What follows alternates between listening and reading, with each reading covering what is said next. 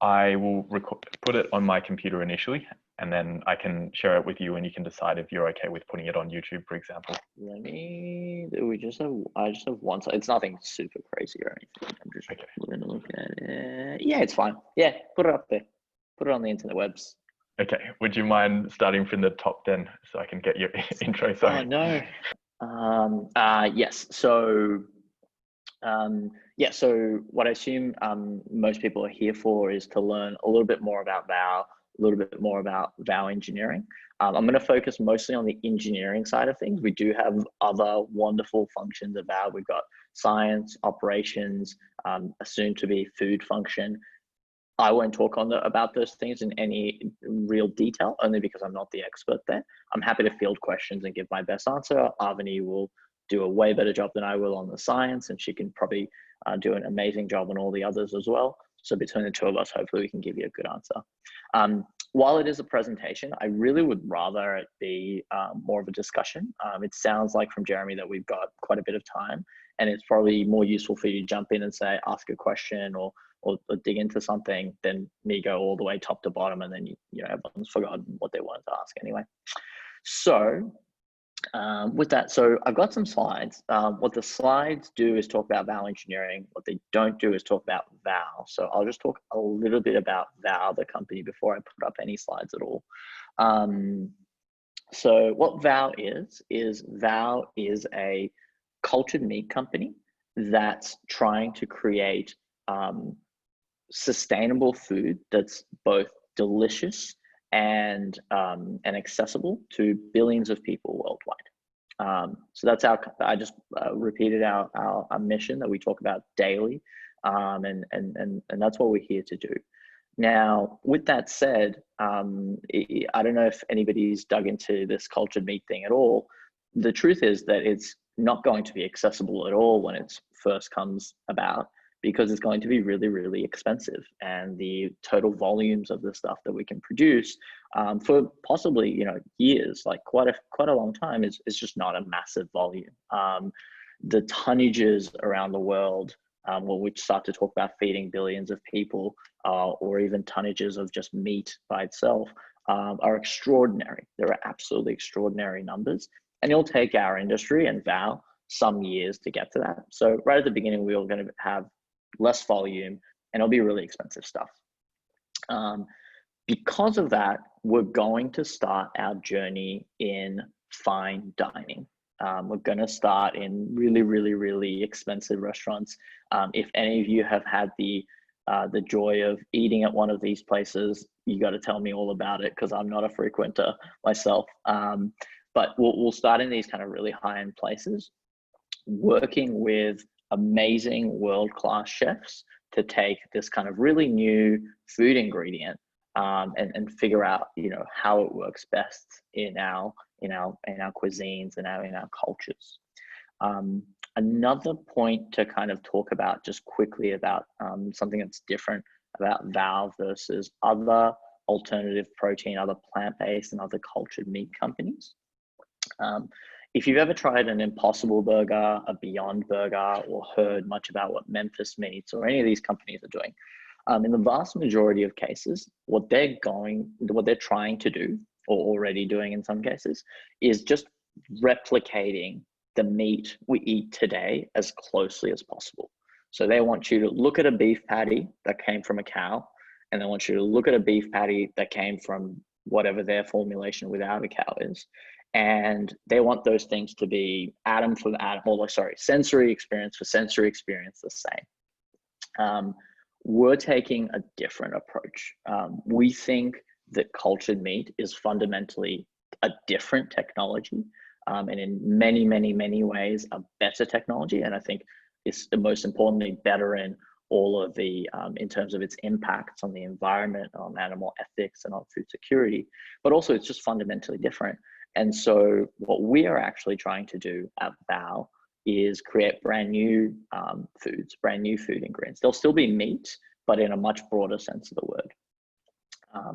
Our approach to doing that is to build up a library of cells from a very large variety of species. So right now, we already have 7 species in there. We're just over a year old as a company, but we've been able to secure the satellite cells, the stem cells of 7 species that we've banked and can turn into, can grow up into meat.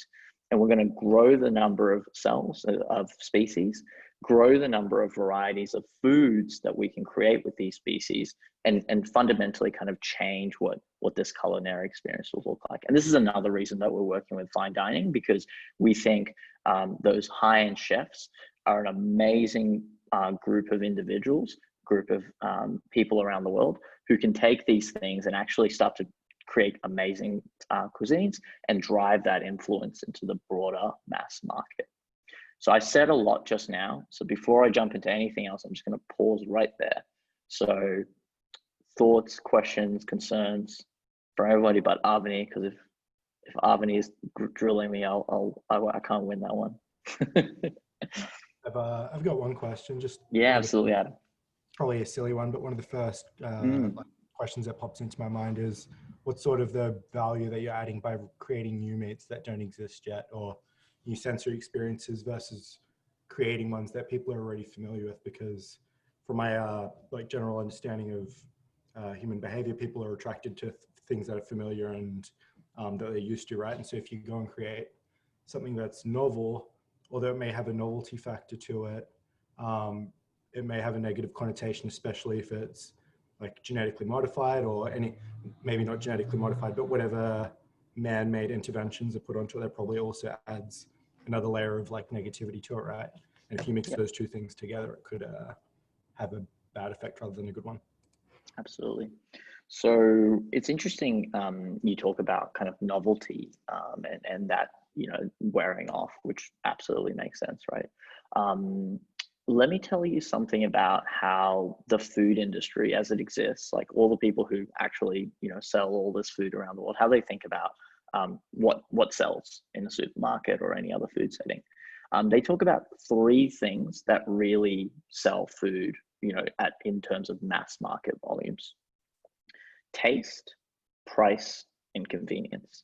Now, some of you are probably thinking, well, I think about other things when I make food decisions. I think about my health, and I think about its ethical effects and its effects, ethics of animal ethics, its effects on the environment, and then how they treat their employees. I think all those other things are true, but they are dwarfed in the day-to-day purchase patterns of most human beings by taste, price, convenience. Even though people try to make healthy decisions, the reality is they often don't, as we all know from just watching anybody do anything in a supermarket or a restaurant, and through all of our health outcomes. Most people don't go out of their way to go, to the next town over to buy food. That's not how they purchase their food. They order what's on the menu. They don't go out of their way to go to some other restaurant. And they care about how much it costs. And even if they might try something expensive once, they probably won't try it a second or a third time. So taste, price, convenience drives so much of our food behaviors. Now let's take something like a Memphis Meats or any of these other companies that are just trying to replicate beef, let's say, just as an example. I'm not saying that's the one that they're going after. Essentially, cultured meat, when it arrives on market from the vast majority of these other companies, is going to be, since they're going for identical sensory experience, it's going to be the same food, but dramatically more expensive and a lot less available. So on the kind of the 3 things that we talked about of what drives most people's behaviors, it's like, why am I buying this thing? They'll buy it because it's novel once, twice, and there'll be some percentage of the population for sure who will go beyond those things and say, well, I'd rather make the more ethical choice. But until you've got price parity or even better price, it's a lower price product, most people won't actually jump in. So essentially for us, one of the big reasons that we're going for this is we want to create a better sensory experience. We can't beat traditional ag for at least several years on price. We can't beat them on convenience, not in at least in lots of ways. but we actually might be able to beat them on sensory experience. We might be able to provide a unique and potentially like very decadent, very, you know, enticing a sensory experience that nobody else can. The traditional meat can't, because it's not the same thing, and that none of our competitors are really thinking about either as an approach. So Adam, there's a lot of other good answers to your question and reasons that we're going for this, but I'm just going to focus on that one just now because that's one of the biggest. Like, essentially, we want to create a selfish motive to get people to want to eat this stuff, and beating on sensory experience is something we're betting we can do. Right. No, that's a really good answer. And then just a small tag on that, if you don't mind. Yeah. The reason you could beat Big Ag is because they're usually not focusing on taste. They're usually focusing on lower prices, more convenience by the sounds of it. We can beat traditional ag because our technology is different. Like, let's say let's just as a made up example, here's an example that I've been trying to think about myself.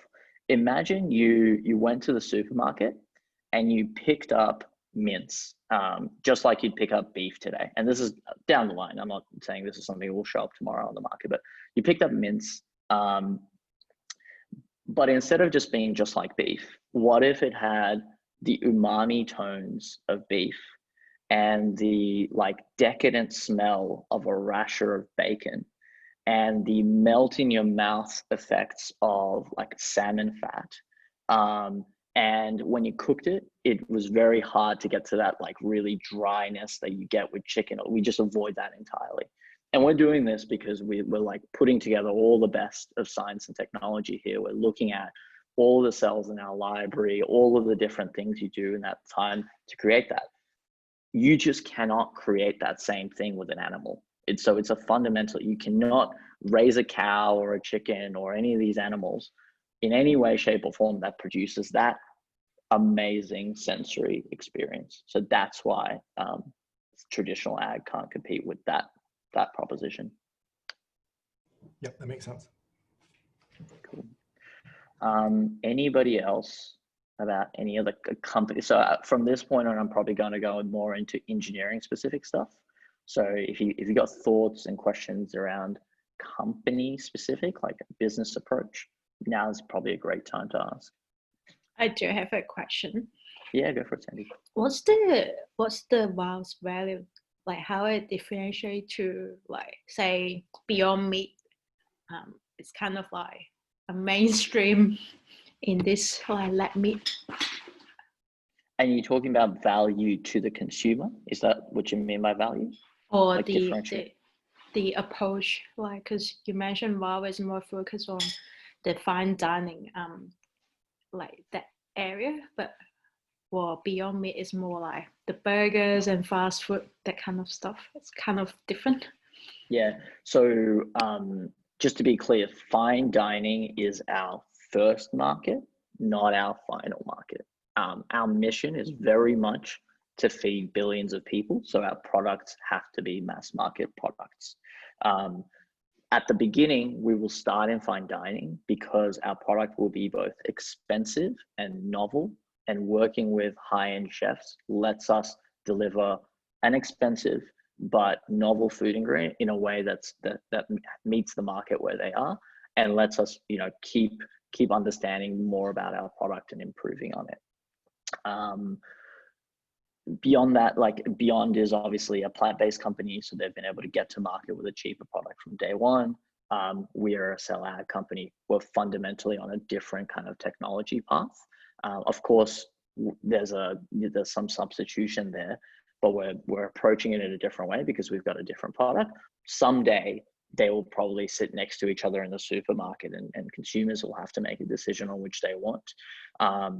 And I think there's a lot of good reason to believe that our product can be better in terms of taste and sense, in a way that Beyond Meat probably can't. So that's a bet and a hypothesis that we have. Yeah, look forward to seeing your product on the supermarket. I'll definitely buy it. And tasting. Awesome. I have one more question if no one else has any. Yeah. Jeremy, were you about to jump in?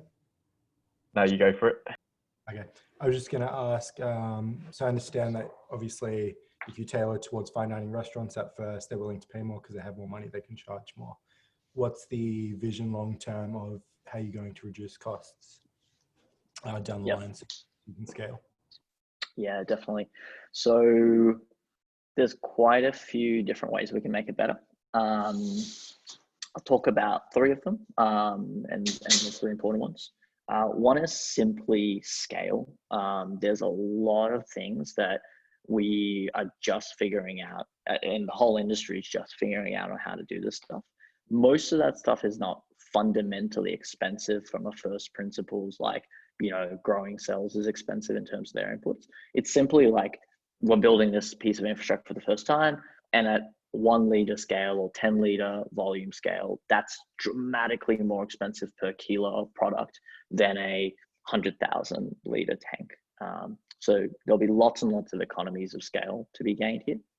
Number two is a lot of our inputs are dramatically coming down in price for somewhat similar reasons.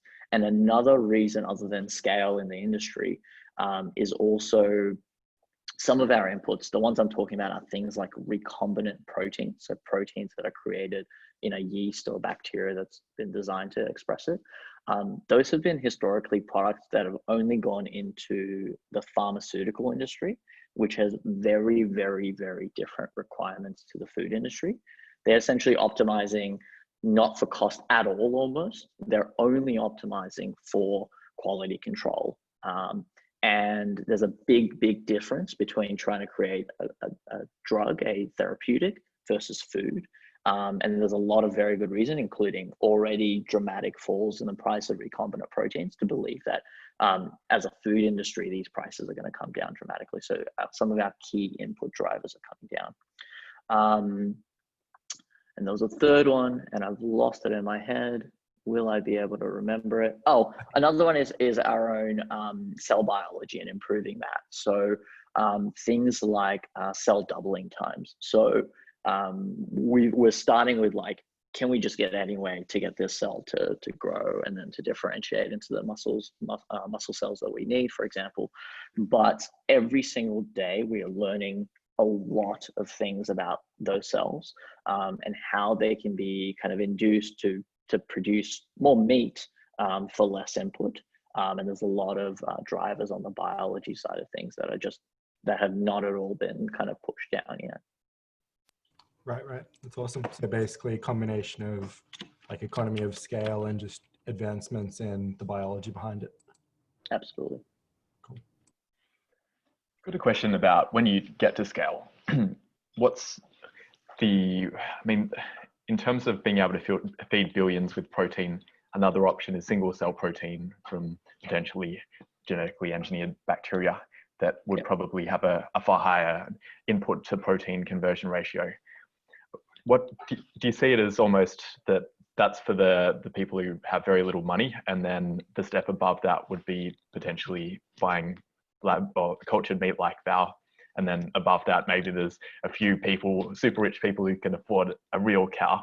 Is that how you'd see it happening, or do you see cultured meat being superior to single cell protein for nutritional reasons? I'm just thinking on that very last thing you said about nutritional reasons. So let me actually, I think I have a good answer to that already. So let's not forget that this already exists, right? We have animal proteins and plant, just as an example of two major categories: animal proteins and plant proteins. Plant proteins are cheaper, arguably more nutritional for us, like nutritionally good for us. If not, we could at least combine them and be fairly convinced that they're nutritionally just as good, if not dramatically better for us. And yet, if you look at what people's purchasing patterns, as soon as they can afford, just $10 a kilo, they're going for meat, often in very large quantities and often as very large, very significant shares of their total disposable income. So the answer to that question is probably human sensory experience and human culture. So even though price matters, nutrition matters, sensory experience matters a lot for people, and their tie-ins with their cultures matter a lot for people. So if you're not able to replicate that, then it's not a done deal. You're not convincing consumers to change behavior. So if someone can take, a fungal protein or an algal protein or a plant protein or any of these things and make amazing, amazing meat products, then we're good to go. Like, those people are going to take over the world in terms of the food industry. So far, that hasn't been the case. And we essentially are making a bet that you need to have something closer to the original, closer to mammalian cells. And essentially, that's what we are. We are a mammalian cell food company. So my short answer is sensory experience is what you have to nail. We're going after with something that we think really makes a big difference for the human palate, while others are going a different approach. Since all the companies are all the lab, cultured meat companies are working towards the same goal, are you guys sharing resources, or do you feel like it's more of a winner takes all, game of whoever gets it right first just takes over the whole market, or what are your thoughts there? Yeah, so let me answer two halves. One is like, are we helping each other? And then is it a winner takes all? To the first point, definitely. There's actually quite a bit of interesting collaboration happening. So in the US, for example, there is a group that's come together to push for the right changes in regulation, essentially a lobby group. And I think that group is actually working on more than that too. So definitely lobbying and regulation, since regulatory risk is a big deal for us. Is that GFI or? No. So no, there's some, I forget what it's exactly called, something Alliance. I forget the exact name of it right now, but no, not GFI. GFI is another. Oh, FAIR, FAIRR or something. Could be. This is an explicit alliance of like 6 US cell ag companies. I think now maybe 7 or 8. Coming together to say we're going to sit in Washington DC and make sure we get the right laws for us. But those companies are also working on things like just the safety framework, which is both, again, to get the right regulation around that, but also to actually figure out what safety looks like for our industry. Beyond that, we've got multiple really, really good conferences where people are pretty open about what they're working on. There's a reason I said you could record this and like, I'm going to give you the whole VOW engineering slides. Like if people in the industry can execute on the same things we're executing on and do a really good job, go for it. Like, we're all going after the same mission. And I think execution will matter a lot more here. To the question about, is it a winner takes all? It's all these things, hard to know a priori. Like, I don't want to pretend like I can look into a crystal ball and predict the future better than anybody else. What I will say is that the food industry has traditionally been quite consolidated because of questions of scale around production and distribution, as well as due to brand. And so there's not really a great reason to believe that's not going to be the case here. That said, there's certainly no one company. So there's probably going to be a number of companies. And with any new industry, you typically see like multiple cycles of, somebody comes up with something, and if there's more to be done there, somebody else might come out and do that and do a really good job there. So definitely don't necessarily believe that the first company will win. And I certainly don't believe that one company will win. But I also don't think it's probably going to be super fragmented across, let's say 50 plus successful companies. So the truth is probably somewhere in between those two extremes.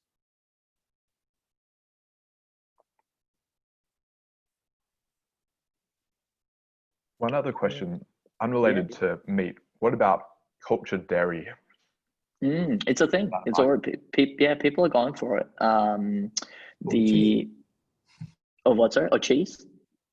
Yeah, totally. I mean, these are amazing foods that people love. So there's people trying to create them without all the negative impact. So the company that's furthest along is a company called Perfect Day in California. They've raised something like 150, maybe 200 million USD, so a lot of money. And they're trying to do it in a business-to-business, B2B approach. So making milk or dairy ingredients that will sell into the food industry, although they do have a consumer side as well. Then there's at least, yeah, there's a bunch more around the world. New Culture, Bio Milk is trying to do it for breast milk, interestingly enough.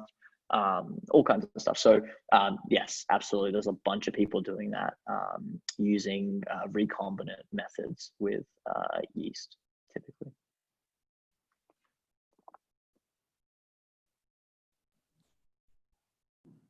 Cool. Are you seeing any pushback in Australia or against lab or cultured meat? And do you have a big marketing sort of plan or a culture shifting plan for people in case people are like, how do we support the farmers? Or I don't want it going to the lab, I want the real thing and all that stuff. How do you deal with all that? I think, yeah. So we're not seeing a lot of active pushback today, but that's also because we're tiny and nobody knows who we are.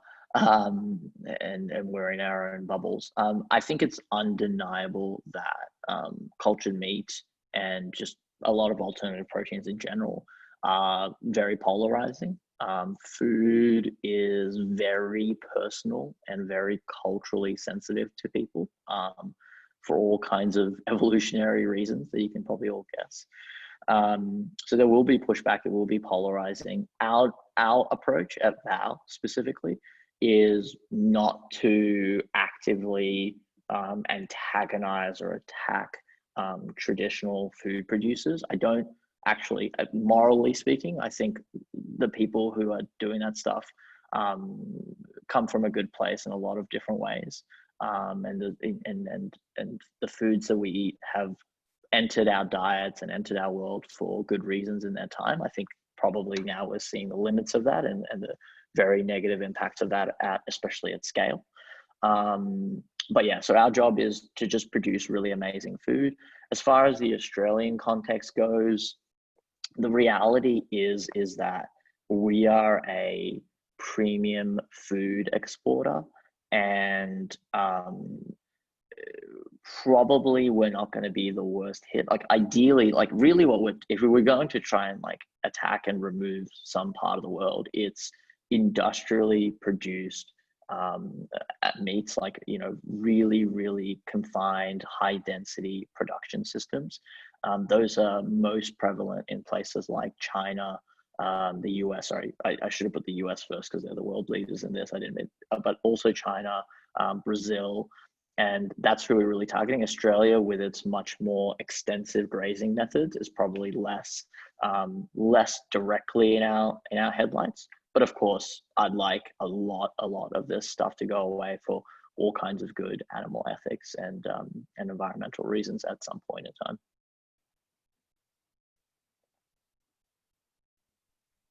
Soroush, I just had to say the way you introduced the different flavors of the meat was just, I was just, I want one of those animals.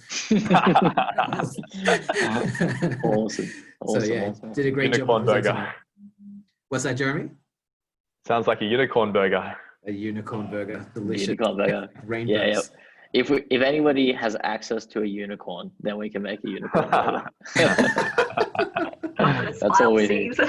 Yeah, exactly. Albany knows we're all about the very safe for the animal biopsies.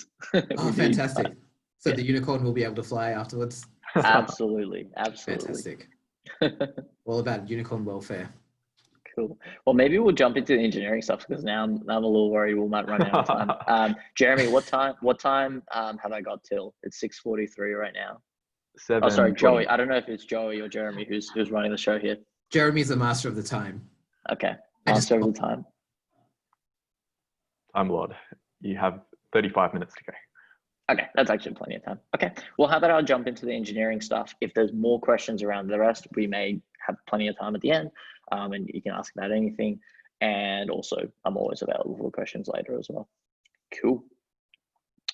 Let's jump into it.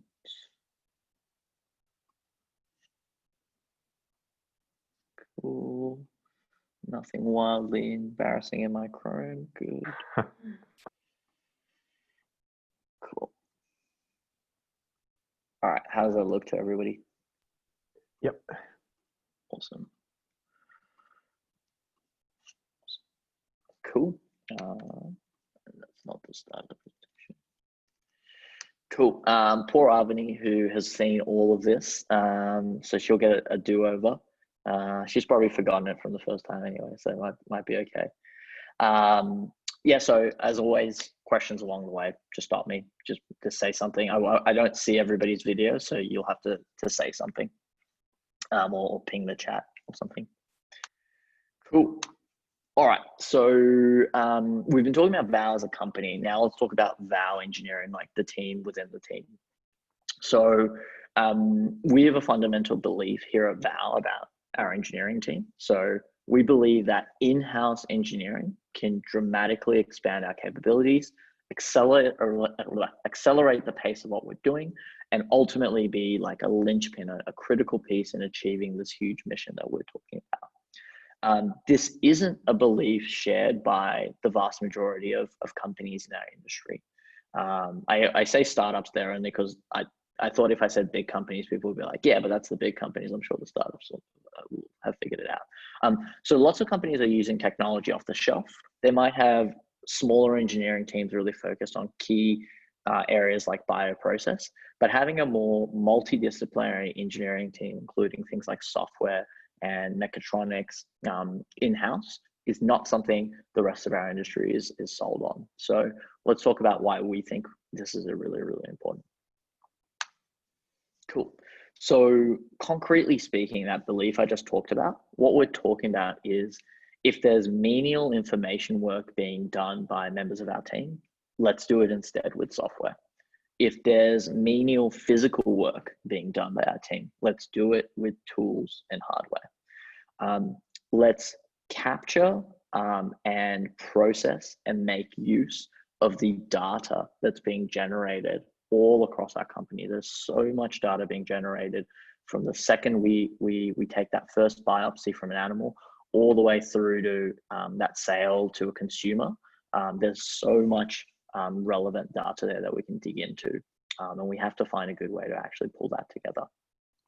And there are just some things that just aren't possible at all with human effort alone. Some processes, some capabilities that you just need software, hardware, and other technology to kind of achieve. The way I think about this every single day and the way I communicate it to the rest of the team is our goal is to make the goal, so we call our team members VOWsers. That's probably critical context. I want to make the work of every VOWser the most creative, leveraged work that's possible. Cool. And I cut out a little bit here because it didn't seem as quite as relevant to this audience, but I'll just say it. As Avani knows, what I just talked about here isn't true. Like, we do kind of menial data entry work or some kind of menial work. We do lots of pipetting. We do all kinds of stuff that's quite manual, that's repetitive, that's not critical thinking today. We do lose our data. We don't have some of the capabilities we want. So there's a lot of work to do here. Cool. So let's try and dig into a little bit more and try and really understand what that better world can look like. Cool. So we talked about data and pulling that together. This is what we're talking about. So if you got data around kind of the genomics data of the cells that we're taking in, then how their metabolisms are working along the way, then all of the scientific reagents that are being brought together to run these experiments, then the cultures that we're growing, like how often are they being fed, how often are they being passaged from one vessel to another, how are they, where are they living inside the physical locations that we've got, all the way through to culinary data and sales and distribution data. All of that stuff is all great, but if it's all siloed away in different places, it's not useful for making decisions. It's not possible for people to actually action. So what we're looking at here is a tool called Metabase. It's one of the many business intelligence platforms that are out there. It's an open source tool, and it's exactly the one that we've just deployed on top of our core database that brings together all of these kind of different data sets that I'm talking about. So this is the kind of thing that we want to see in our future. We talked about physical, repetitive tasks that don't involve critical thinking. there is a better world where that's being done in a smarter, more leveraged way. So there are two photos in front of you from two different companies. The one on the left is from Emerald Cloud Labs, which is creating kind of the AWS of scientific experiments. So being able to run experiments by writing code and have it be reproducible every single time and done by automated machines. And on the right, we have Zymogen, which is a company making industrial microorganisms. So they edit the genomics of things like E. coli to produce industrial chemicals. And they realized that there's lots and lots of parts of experimentation on figuring that out that can be automated away. So they created these kind of modular, reconfigurable automation carts that plug together in really interesting ways to be able to create different scientific workflows.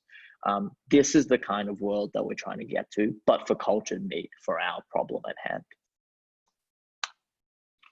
hand. We talked about capabilities that just aren't possible with human hands alone. So on the left is what's known as a perfusion bioreactor, or a hollow fiber bioreactor more specifically. So what those little tubes do, so what essentially this thing would grow cells in it. So you've got this big tube with lots of little tubes in it, and either on the inside or the outside of those little tubes, you would attach cells, and then the tubes, the small tubes, would carry media, would carry food for the cells to live on. And those things are way too small for human hands. Like, we cannot create pipetted systems that can get that to that kind of cell density, or get close enough to the cells. And if we want to produce the kinds of complex meats and food products that we're talking about, we need to be kind of engineering this kind of stuff. On the right is the one of the early manufacturing facilities for Impossible Foods when they were growing their heme protein. So the kind of the special ingredient in Impossible that gives their burgers the red, juicy, bloody product. Not to get too gory, but that's really what it is, like the heme, like hemoglobin equivalent. And as you can see, as you get to like producing big volumes of the stuff, again, can't be done by human hands. You can't throw enough people at the problem.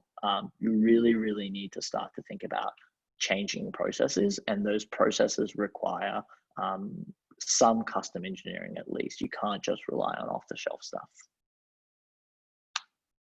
Cool. So those kind of pictures, those kind of stories hopefully start to kind of paint a picture of what we're trying to make here on VOW Engineering to make VOW's mission possible. But obviously that's all kind of pie in the sky stuff. It's months and years away. So what have we done so far to even prove any of this is possible? What you're looking at there in that little GIF is something Arvani knows very well. It's our liquid handling robot. So that's an actual thing we have today. And it's been critical to kind of accelerating our pace and something we've already done. Cool. Awesome. So yeah, just going to talk to a couple of the projects that we've done already that have been really important for us. So what you're looking at on the photo there is what's known as a 96 well plate. So it's a plate with 96 little containers, like separated containers, where you can grow cells. So you can grow 96 cultures in one little plate. And what we've done there is just something as simple as labeled it with a QR code. So you can now track physical assets in a lab. You can scan that and identify what you're looking at. Most importantly, thus far, the use case for this has been our imaging system.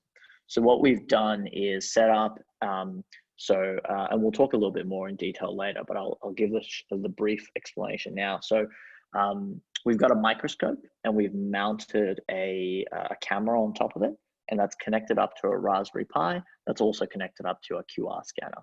So instead of having people either report on things, in worst case of all, handwritten format, or writing something up, just looking through the eyepiece and writing something up, or even if they bought a really expensive imaging system, that imaging system would just produce some files that then you have to then rename that file and store it away in some particular place that you hope somebody else understands.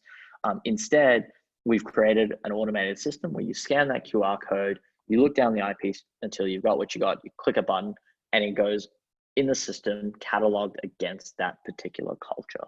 So all of a sudden, we've got a consistent, rapid way of imaging our cells, which gives us a visual history of these cells and lets us share that scientific data trivially with anybody anywhere in the world. And we do have team members kind of located in physically distant locations as well.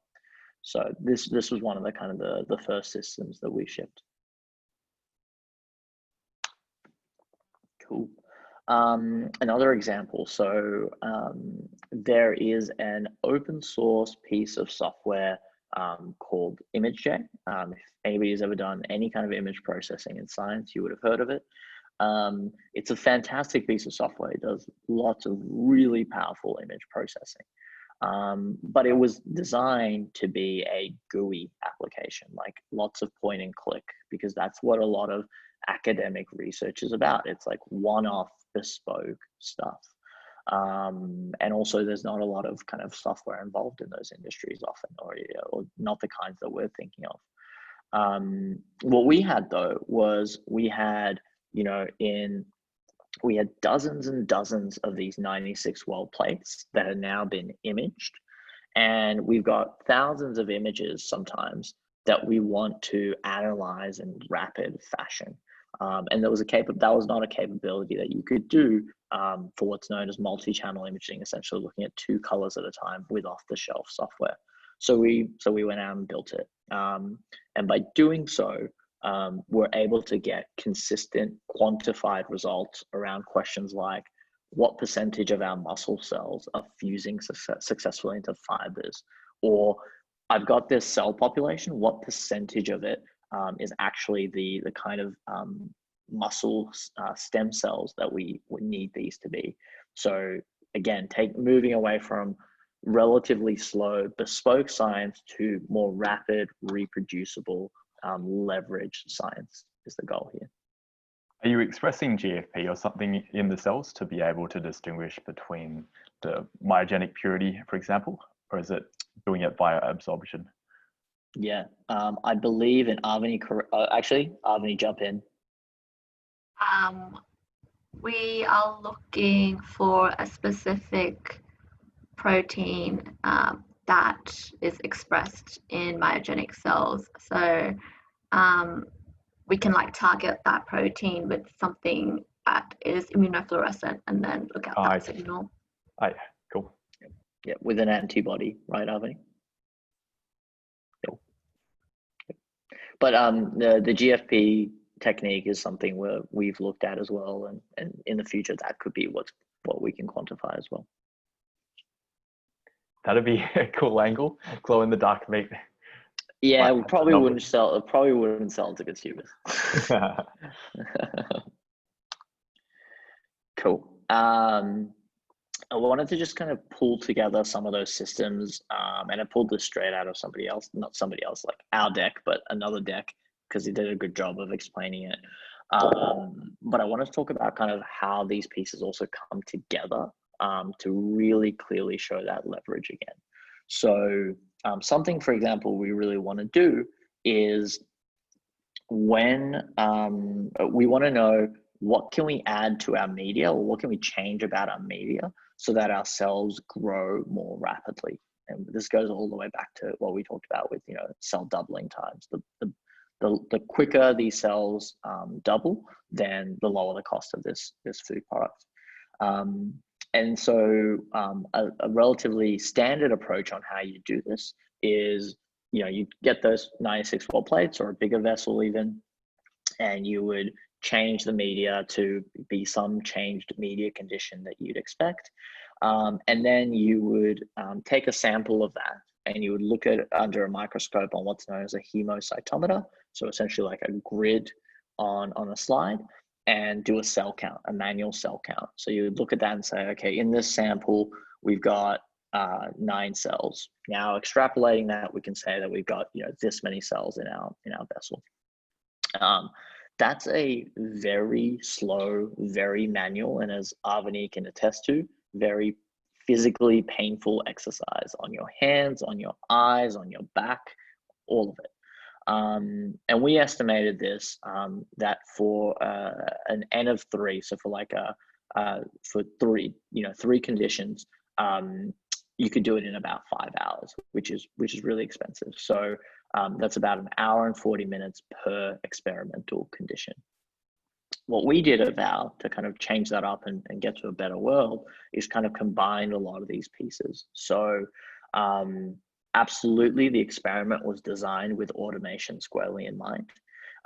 We used a liquid handling robot, what's known as an Opentrons, to set up these wells in advance. So we seed our cells into them using this liquid handling robot. We add the media when we need to, that kind of stuff. So we use a liquid handling robot where the scientist may need to, like, it might actually take a while, but the robot's just doing its thing and the scientist can go off and do something else. They might still need to supervise it with today's technology, but they can go off and do lots of other work in the meantime.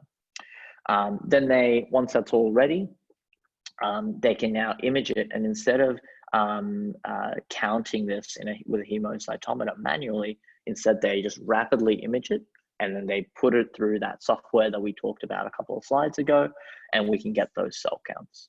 And what we found you could do a replicate count of 96, so every single one of those wells, and run that whole set of steps in 2 hours of dedicated scientist time. So that takes us to a time per condition of 1 minute, 15 seconds. So that's essentially one scientist performing the work of 80 hours condensed into one. So as we're talking about trying out all of these different things that could possibly work for these cells, that's the kind of leveraged work that we're talking about. Cool. I just want to pause you and add that that's amazing before you continue. Yeah, awesome. Thank you, Adam. Really appreciate it. This is kind of a little bit different to what we've been talking about, or like a slightly different dimension, but I think it's worth hearing about. It might be interesting for people.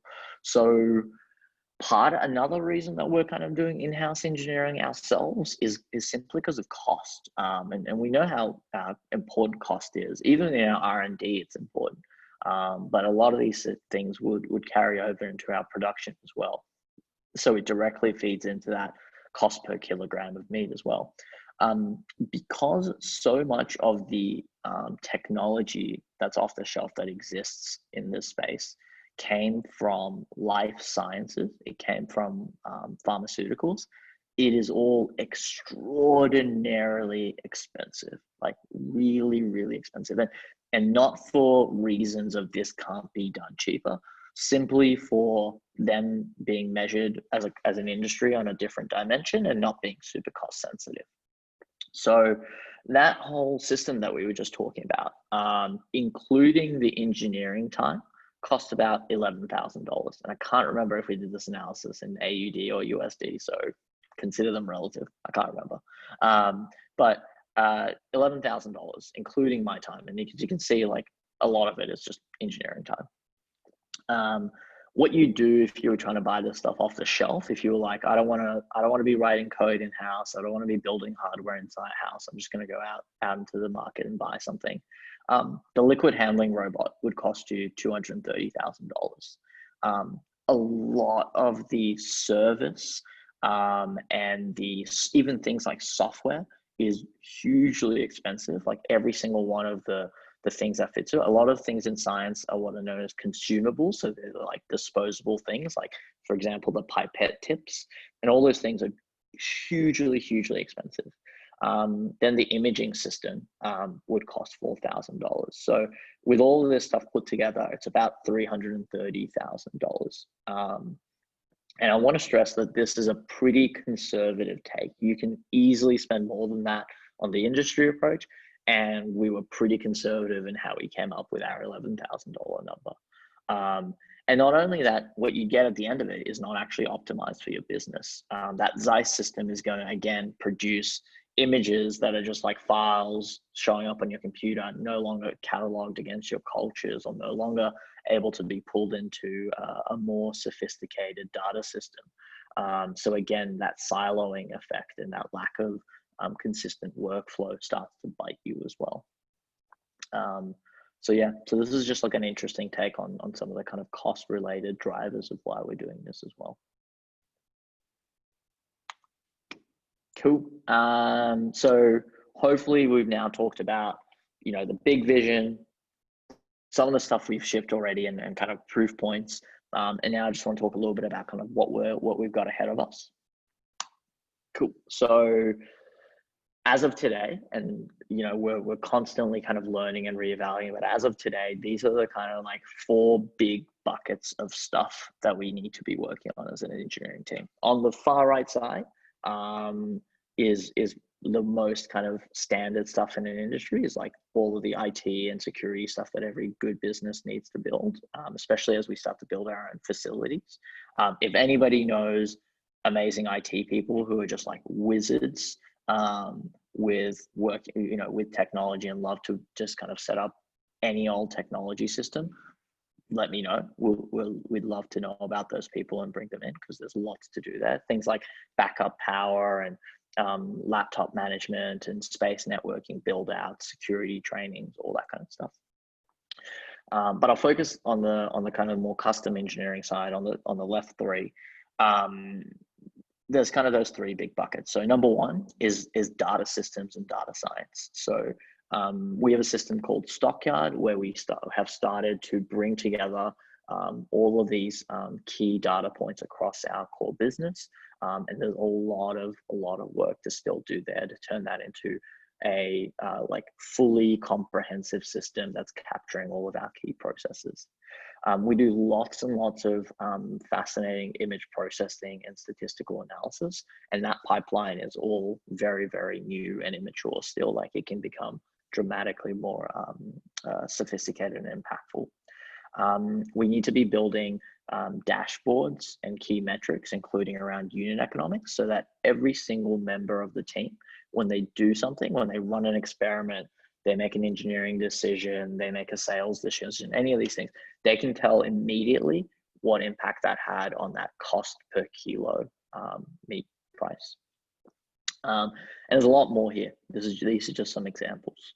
Around automation and integrations. So those things that you're looking at there, CD7, KaiBio, those are names of scientific equipment. So the CD7 is a rapid imaging system.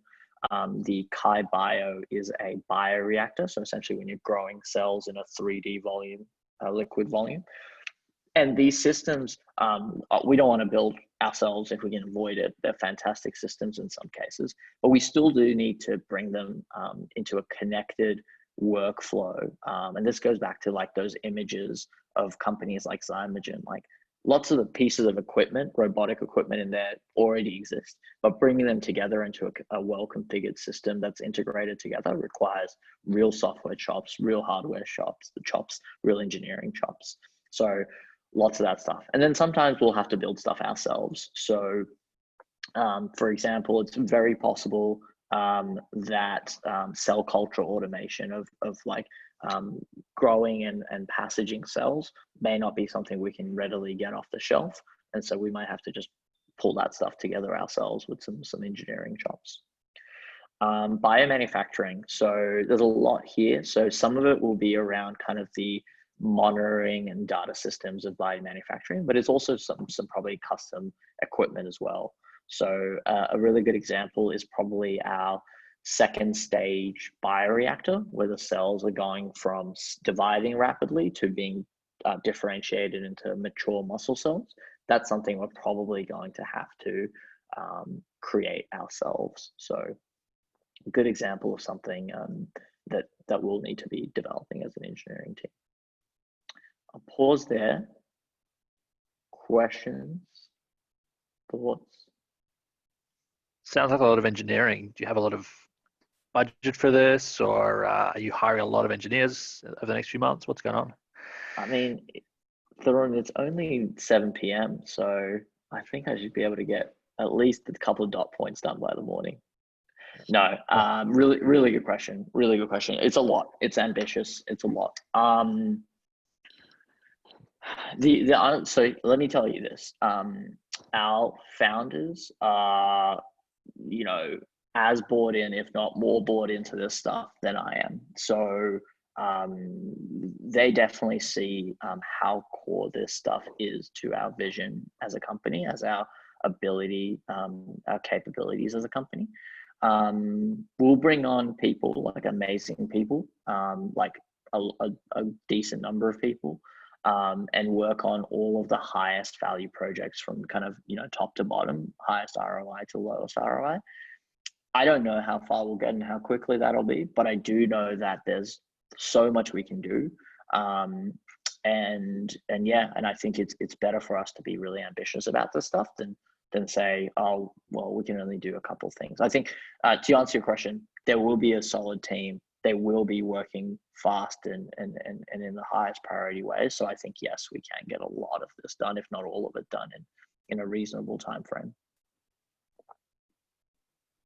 Is this all blockers to the core VOW product of, let's say, kangaroo meat, or is there like human, I don't know, you're developing this by hand as well, so that this won't block all of that? Or in most cases, they are not blockers. Sometimes I'd say with the biomanufacturing, some of that may be actual blockers, and things like IT and security maybe as well.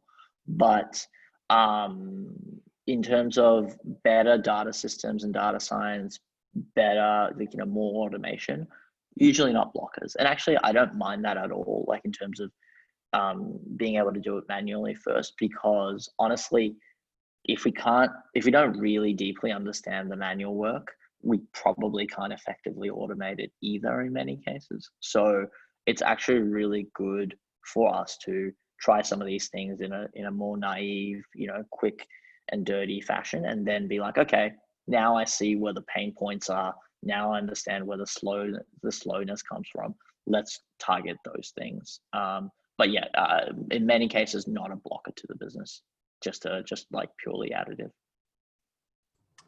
How did you guys arrive at this list? Yeah, probably the short answer to that question is brainstorming out of the pain points that existed, as well as kind of the, you know, people raising more kind of greenfield possibilities, putting that on a very big long list, thinking about which one of them would have the greatest impact for the lowest cost, grouping them by theme and skill set of who would tackle it, and then going from the top of kind of highest ROI to lowest ROI.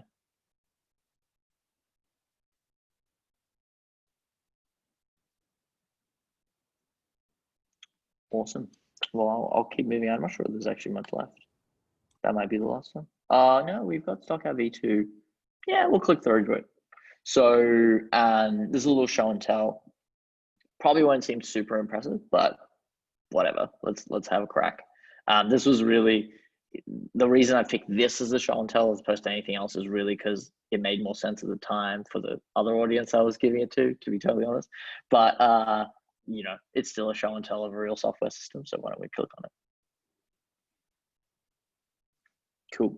So we talked about, and I'll go, yeah, it's fine.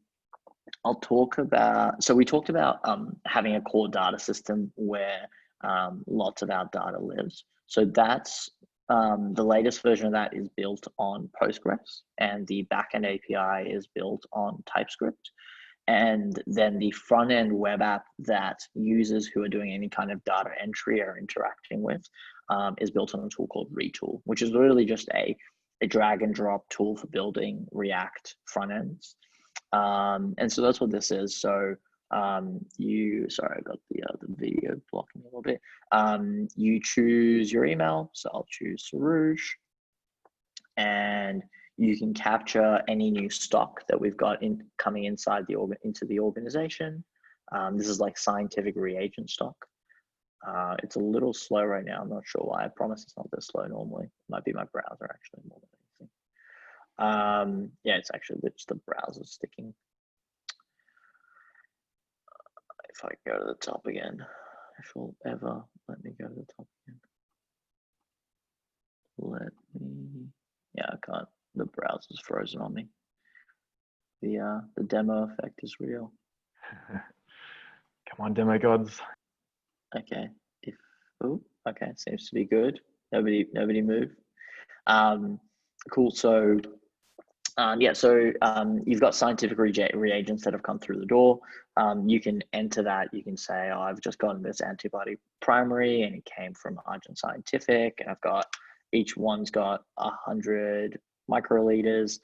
With this expiry date, it's stored in the food lab incubator. Well, incubator is a stupid place to put it, wouldn't it be? Oven. Into the freezer probably is probably a more reasonable place. And you can add that stock, and then creating aliquots. So like a scientist taking a big thing of reagent and putting it into smaller containers, they can do that. They can create mixes of all those things being mixed together, and they record movements and they record usages.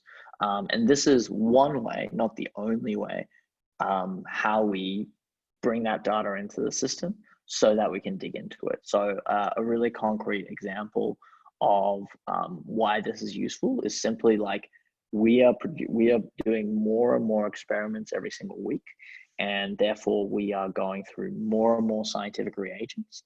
And as Avani can tell you far more emotionally scarringly than I can, if you run out of feed media for your cells, and the lead time from Thermo Fisher is 2 weeks, not good. Like, that's lots and lots of lost cells and lost experiments.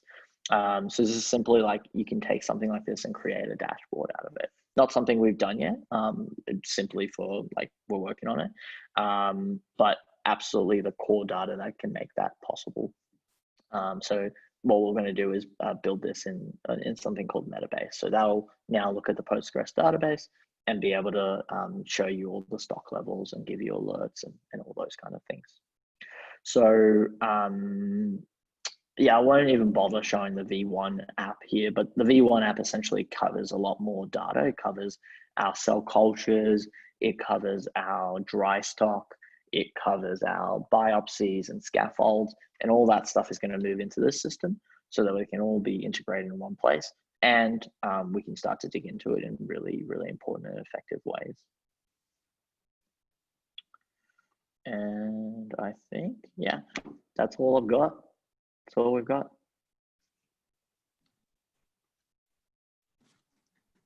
Thanks a lot, Soroush. Yeah, no worries. I might pause. I'll keep the screen sharing. I'll just see if I can get the gallery view. Yeah, cool. Yeah, questions, thoughts? Got a lot of questions. Start with one. I'll start with the chronological order of my questions. So you mentioned at the start of the presentation that the belief isn't shared by a majority of the cultured meat companies that software and engineering can automate away a lot of their tasks and help them with their mission. Why do you think that is? And if there is a minority that does share that vision that you know of, what effect has it had? So I think the answer to your first question is, I think so. It's probably a question of where the industry has started from, like its history. So most of the biotech industry has come out of academia, where the goals are very different. It's a lot about discovery and sharing information of a final published result, and not about a whole lot else, to be totally honest. It's very different to the context, for example, of needing to produce meat at the lowest cost, possible cost, and make those discoveries, not necessarily in a perfect way, but in a really rapid and impactful way. And so most of these biotech founders come from academia, they enter that world and they enter the world of commercialization, and they haven't applied many of these ideas. The software world, we build dev tools and software tools. Let's compare this stuff to dev tools because we are software engineers ourselves. We live and breathe it every day. I mean, even us, it takes us a while to figure this stuff out.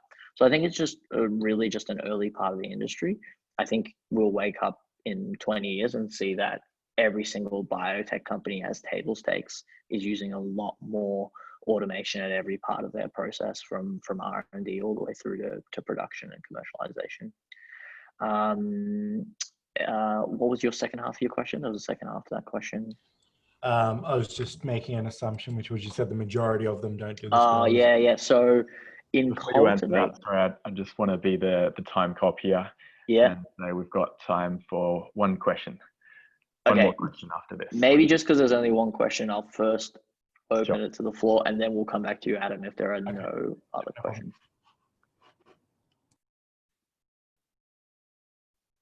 Cool. Maybe you are the one. Yeah. So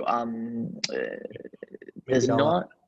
I might triage my question if I only get one. Okay, go for it. Great. Give me your favorite question then, or your hardest question, whatever it may be. 10 seconds holding time while I pass these and prioritize them. That's great.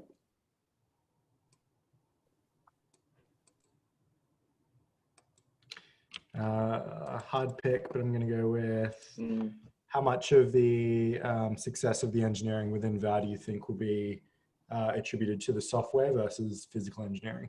Because it seems like a lot of the tools that you mentioned involved either manufacturing new tools or at least integrating into pre-existing expensive tools. Sorry, the light here loves to turn off automatically.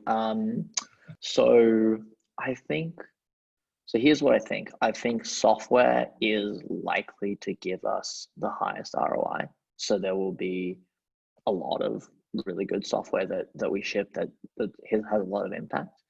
I think hardware will probably take up quite a bit of resources, but only in the most critical areas. Like, I don't want us to be, coming up with really custom engineering, because it's just ultimately really expensive. And for us as a cell culture meat company, it's not our core focus.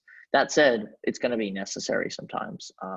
Things like our second stage bioreactor, things like cell culture automation, the wins are so big that it's still worth it. Now, to be clear, even in these systems, like, we're not going to start from scratch, right? Like, we will pull on a huge amount of hobbyist electronics and kind of electronic parts and different systems that we integrate together. So we'll always pick the most pragmatic approach. And that's what we've done already, like that imaging system with the Raspberry Pi, QR scanner, LCD, that's all off the shelf stuff, but we've brought it together to solve an actual problem, and it's absolutely hardware. But we've still, there's so much that we've kind of worked off the open source community. Awesome. Well, thanks again, Soroush, for that for that presentation. And next we have Oscar Aitchison, House Systems Engineer at Okra Solar.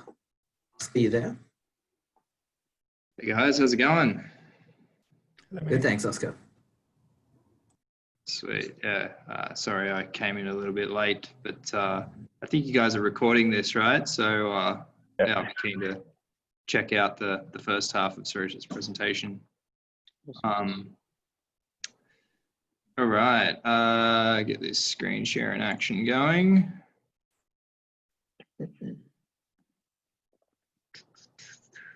Are you in Australia or Shenzhen or something? I'm in Australia. Okay. Yeah. Normally in Cambodia, but yeah, for a limited time for the next.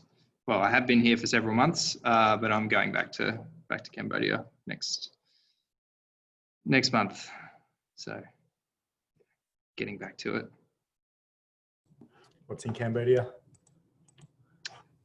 Cambodia is where most of our current operations are. So where we set up our grids across Southeast Asia. So Cambodia, Philippines, Indonesia at the moment. That's where our headquarters is as well. So yeah. It's fortunate for you. You get to do a bit of travel for work. Yeah. Well, not at the moment, but normally that is the case. Yeah. All right. Well, I'll jump into this for you guys. How much time have we got? 20 minutes or so. So yeah, even though I'm a power systems engineer by background, and I get excited talking to people about grid topologies and electrical engineering stuff, I'm not going to spend a whole lot of time talking about specifically the detail of what Okra does. I will touch on it because I'm sure some of you are interested in it. But I was thinking about what value can I bring to this session, and I think probably the most valuable information for techies who give a shit, but maybe they don't know how or where to direct those shits, is to provide a little bit of context around some thorny problems. So I'm going to talk primarily about off-grid farmers and the opportunities around them.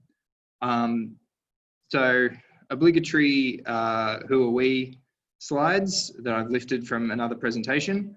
So Okra is a social startup, and we're focused on building IoT smart grids to energize off-grid people so that they can access the modern economy.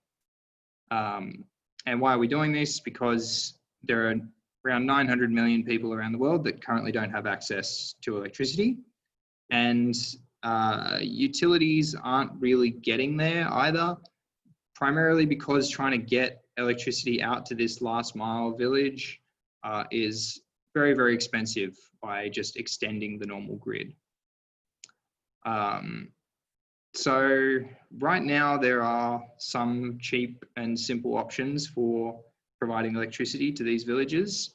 And yeah, on the left-hand side here, you've got solar lighting kits and solar home systems.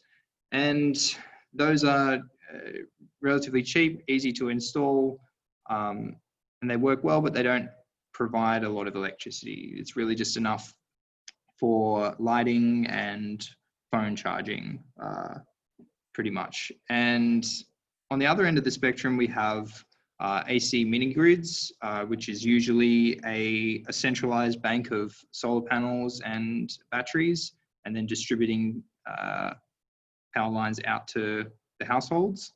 That allows you to set up quite a big system that can power a whole lot of different things, but it is still, even though it's cheaper than grid extension, it is still quite expensive.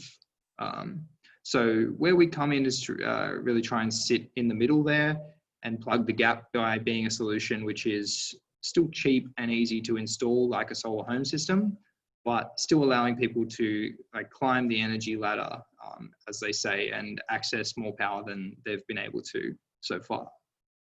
And the way that we do that is by setting up what we call a mesh network of interconnected solar home systems. So in each house, there is a solar panel, a battery, and one of our, we call them the Okra pods. And, essentially when one house's battery is full, but there's solar power available on that roof, it can be sent to charge other batteries in the network and share power in a smart way.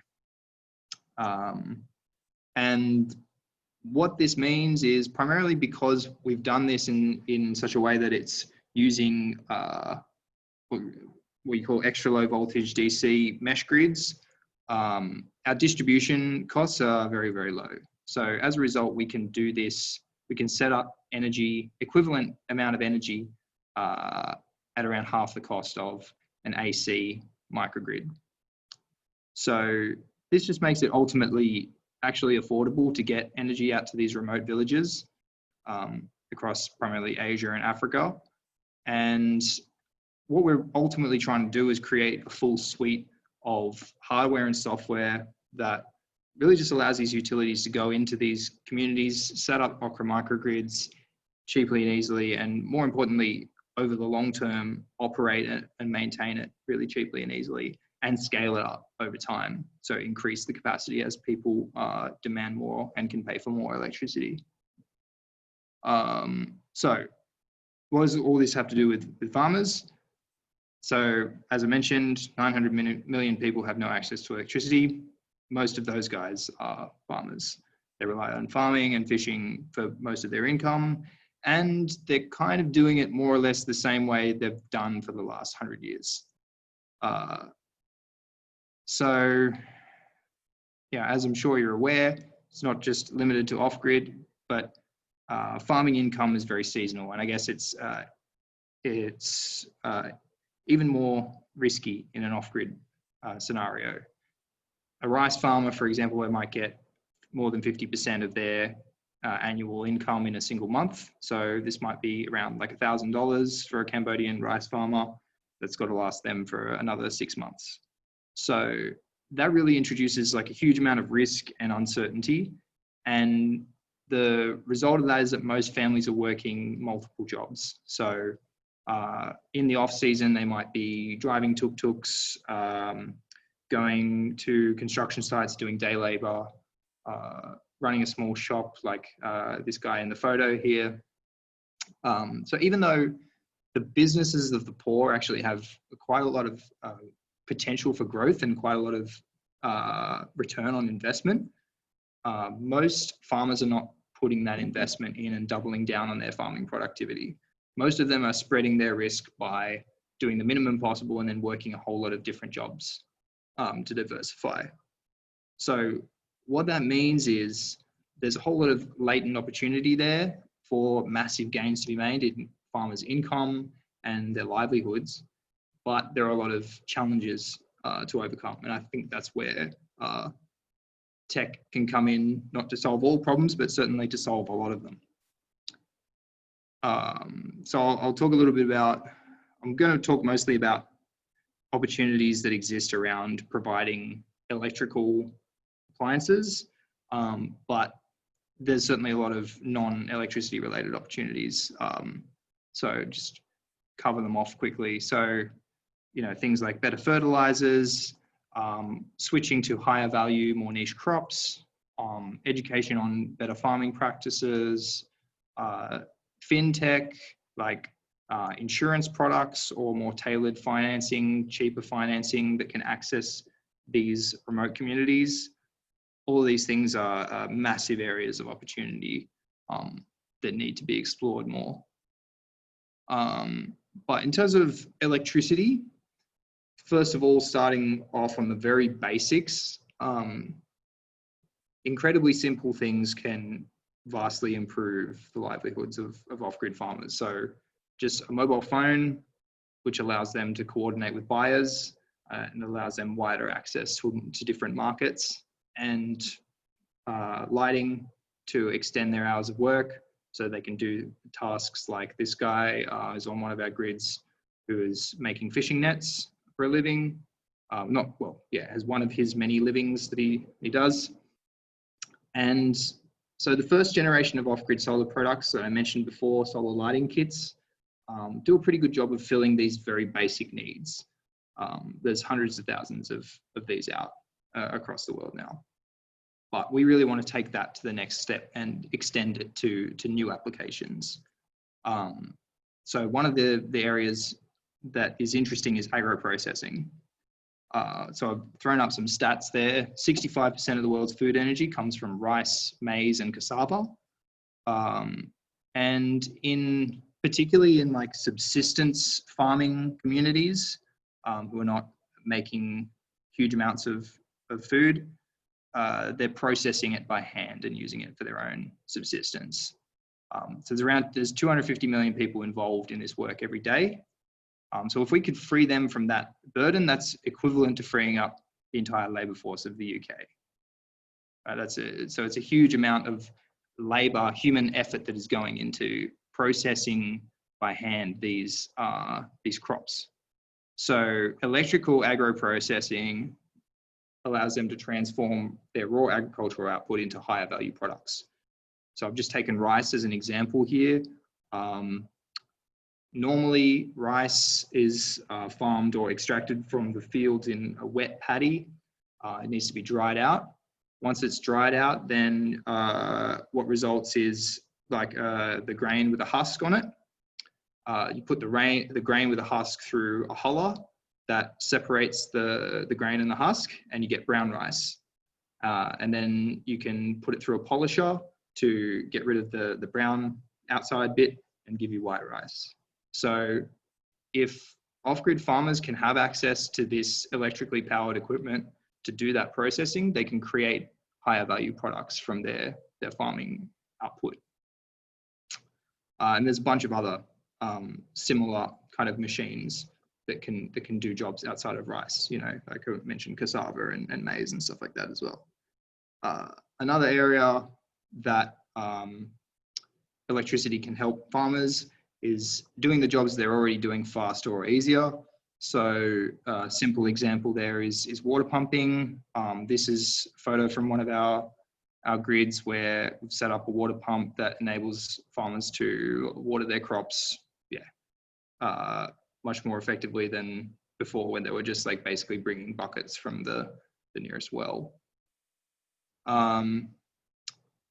Another area which is pretty interesting is alternative crops. And yeah, so there are a number of niche crops that exist that have a lot less competition because they're traditionally not farmed in like a big industrial way, and they're relatively easy to farm and can get quite a high value per unit of work. So simple things like an egg incubator. I've got also here crickets and frogs. So both of those are crops or animals that are eaten in Southeast Asia, in Cambodia, and they're quite a high value crop. Crickets can fetch around $5 a kilo, and they're relatively easy to grow in containers like this one. They just need a bit of temperature regulation because if they get too cold, they die, so they need to be heated during the night and airflow from fans and stuff like that. So there's just a little bit of electricity input that allows these farmers to come out with a completely separate revenue stream outside of their other work. And that is really a huge area for improving the livelihoods and income security of these communities. And these are all examples that we've deployed on our networks. So these are photos from villages that we have in Cambodia. Another one that is really important is widening the supply chain. And one of the big ways that we see a massive opportunity in is refrigeration. So in a lot of off-grid fishing villages particularly, they don't have access to electricity, but they do still need to keep their fish cool before they can sell it. And so what that means is they're getting ice, shipped in to their village or trucked in to use in eskies or coolers.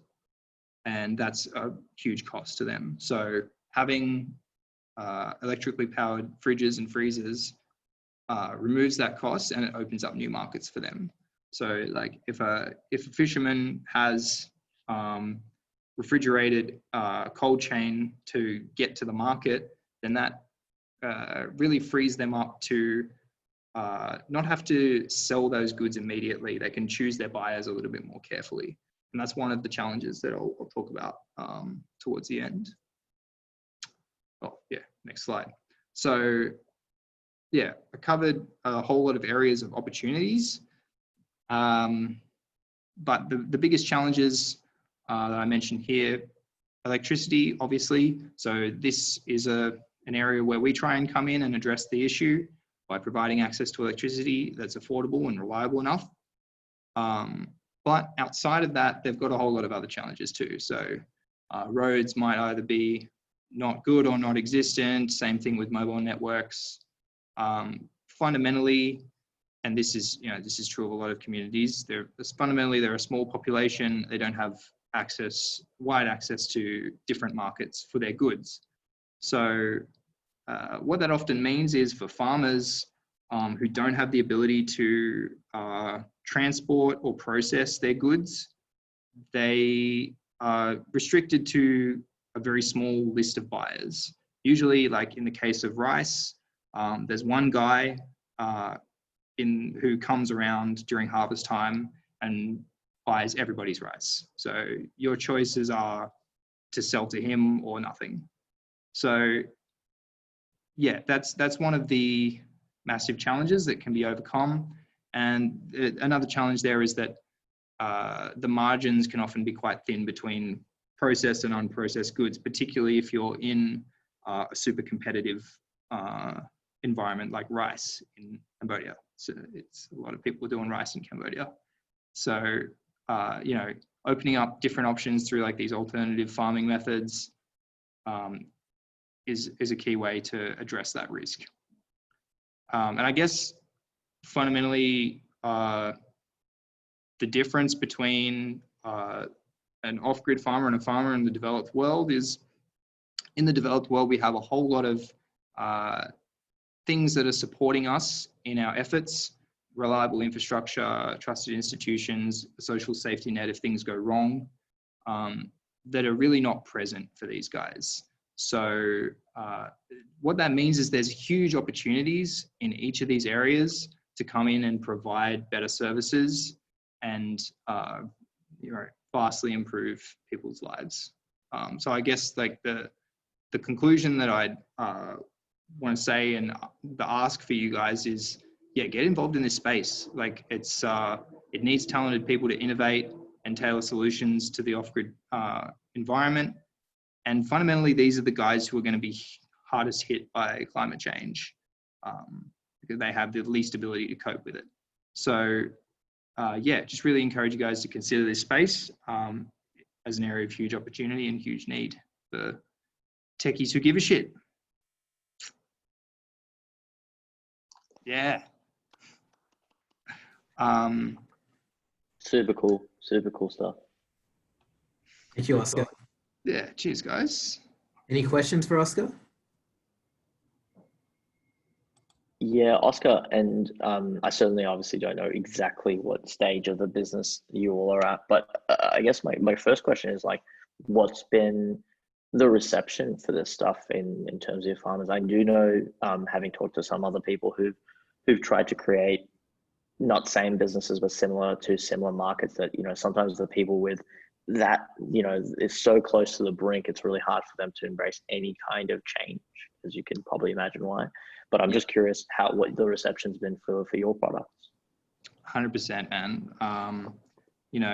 Within these communities, you're never going to get 100% of them or anywhere near that adopting new technologies for a lot of those reasons that I mentioned. Like, there's so many risks associated to it for them. So the first thing is, there's always only going to be a subset of people who are willing to do these things.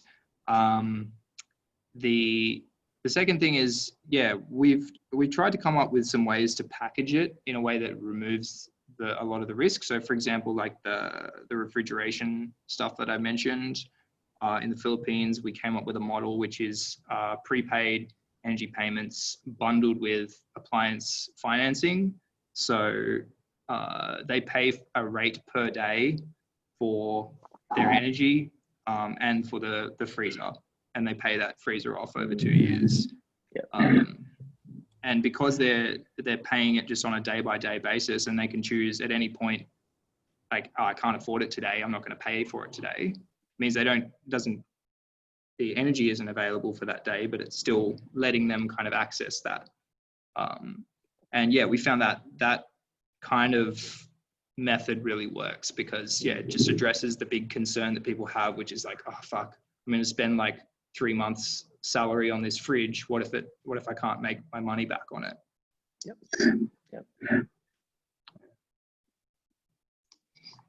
I don't know. Oh, Jeremy, about to speak. I'll go ahead. Let you go first. I have more questions before. Yeah, Jeremy can ask me later. It's fine. You might not know the answer to this, Oscar, but I'm just curious. You mentioned there's a big obstacle in extending the grid because there's huge costs involved in doing so. And I was wondering if there's any research around how that was done in the early days of like developed countries, and if there were the same amount of costs involved, how they went about overcoming those obstacles. Yeah, that's a really interesting question. I don't think I've ever really like delved into like early grid rollouts and how that kind of happened. I mean, fundamentally, I know that in the beginning, grids were kind of decentralized. So it was like private operators who had a generator in their facility, and then they started running cables out to nearby areas. And it took quite a while for there to be like as we have in Australia now, like a national or like East Coast connected grid. Yeah, and I think it really did need a lot of those like big industries to come up and consume a lot of that electricity for it to make sense. So yeah, getting it out to rural communities where they're not really consuming much electricity has always been pretty expensive exercise.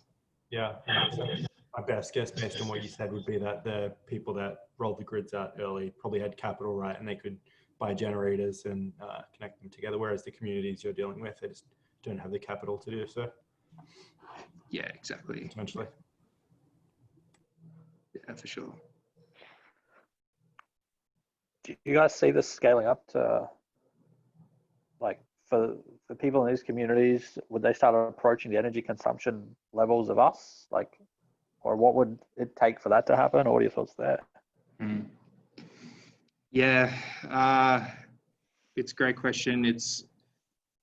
I think it will take a very long time to get to our level of energy consumption, just because we've kind of been spoiled in that way where it's never been limited. So we've never had to be efficient with our use of energy. So, like, give you an idea right now, the low end of our energy packages that we offer is 200 watt hours per day. So 0.2 of a kilowatt hour per day. And average in Australia, I think, is like maybe 10 or maybe more actually, maybe like 15 kilowatt hours per day. Yeah, on my electricity, 11 kilowatt hours for a two-person household. Yeah. So, yeah, we've got people who are getting up to like the 2 kilowatt hour per day range. And I can easily see it extending up to like 4.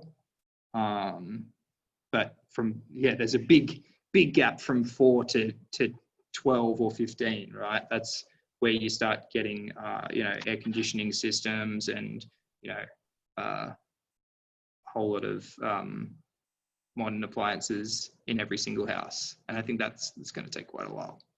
But I fundamentally see it as like, there's no technical reason why we can't keep expanding and scaling the system up to that level as they can afford it.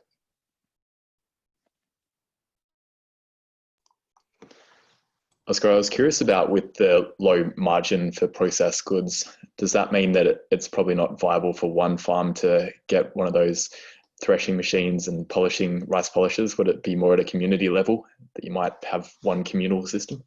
Yeah, 100%. Rice is a tricky one because the margins are quite thin, and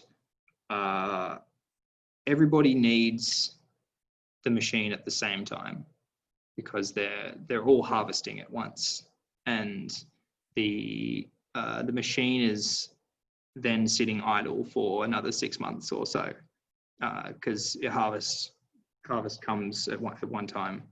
So it means that the economics get challenging. But I think for other crops like cassava and stuff, it's a little bit easier to justify. And yeah, it obviously benefits from scale. So if you've got 200 people using it, then it's the per unit cost gets much better. Cool. Who currently funds Okja to give appliances at the moment? Do they pay you, or there's some other source of income? Yeah, so we don't. We generally partner with utility companies in these countries and / private investors, like impact investors, who kind of have this as their mandate. So in the past, we've facilitated the whole appliance financing thing through them. So they provide the capital, they get a return, they make a margin on that appliance, and the household pays it back directly to them through mobile money. Right. How much of rolling out more machines is constrained by extra capital that your company gets? Is that would that be a big gain if you guys had more funding, or wouldn't really make a difference at this point? Yeah, I mean, to be honest, our primary bottleneck at the moment is scaling up our manufacturing of our product.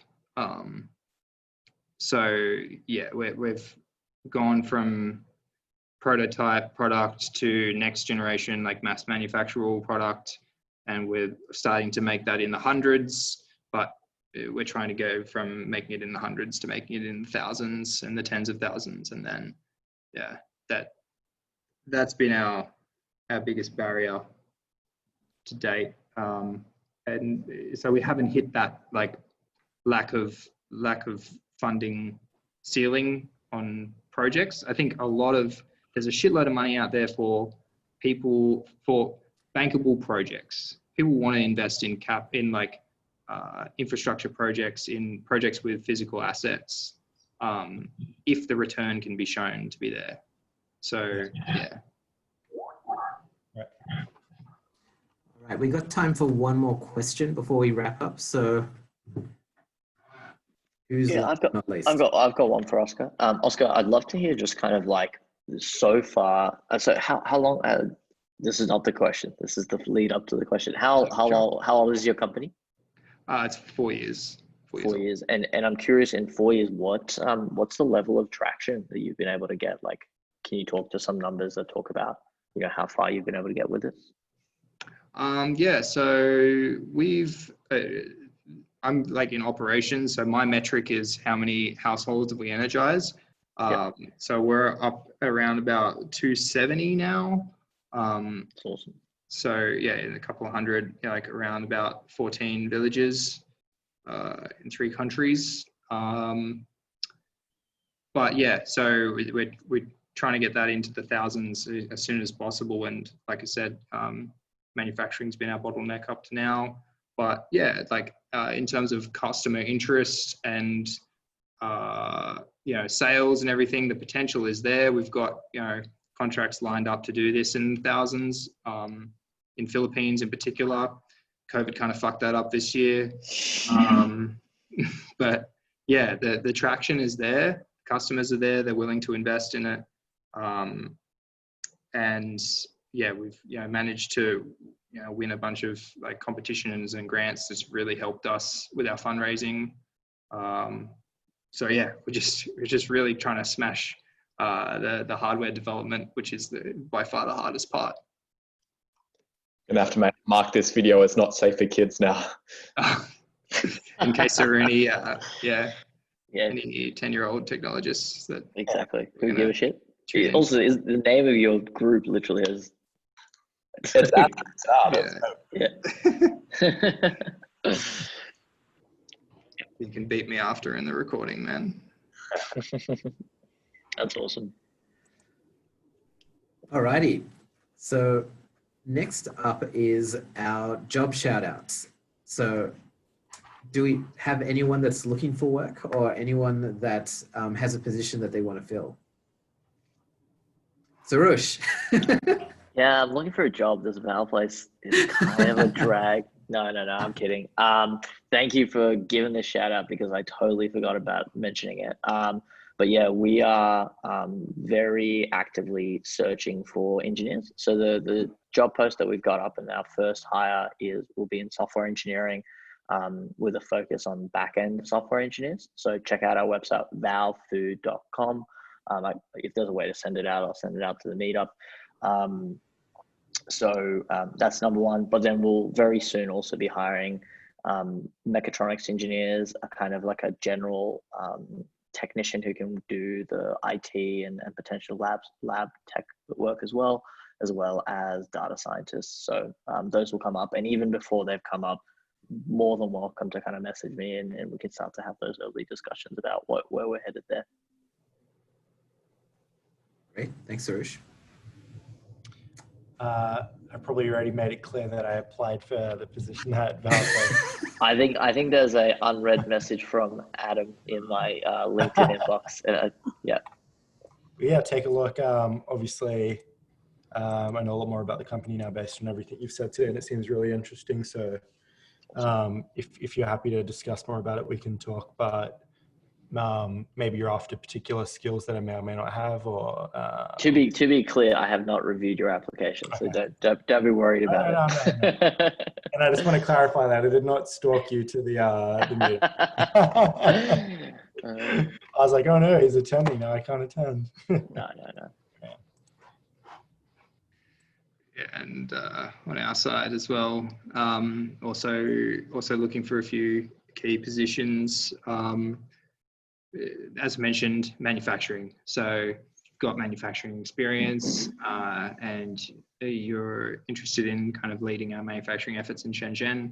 Yeah. Or if you know somebody who does have that skill set, please reach out. We'd love to hear about it. And we have a couple of operational project development positions open as well, relating to like actually rolling these things out in the field. So if either of those things are of interest, yeah, it's up. Yeah, and GoFar's looking for a marketing engineer at the moment, someone to help plan Facebook marketing campaigns and potentially do some WordPress work. GrowMoto can't do that? They're not fast enough. We're only paying one job at a time, but I think we need someone to do other stuff. You can use GPT-3 to do your marketing blog now if you're abreast of it. Yes. He can write the code for me now as well, I think. Yeah. We're all out of a job.